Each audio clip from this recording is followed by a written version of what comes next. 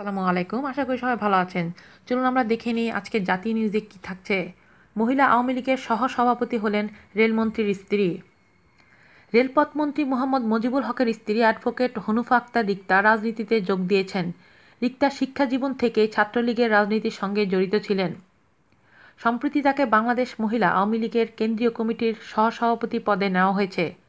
বিষয়টি নিশ্চিত করেছেন কেন্দ্রীয় মহিলা আওয়ামী লীগের সাধারণ সম্পাদক মাহমুদা আক্তার।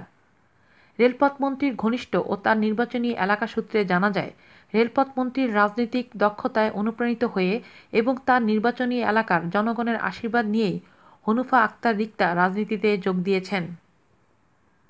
এদিকে অ্যাডভোকেট হনুফা আক্তার রিক্তা সহসভাপতি নির্বাচিত হওয়ায় সামাজিক যোগাযোগ মাধ্যমে অভিনন্দন ও শুভকামনা জানিয়েছেন বিভিন্ন রাজনৈতিক ও সামাজিক অঙ্গ সংগঠনের নেতৃবৃন্দসহ সর্বস্তরের মানুষ।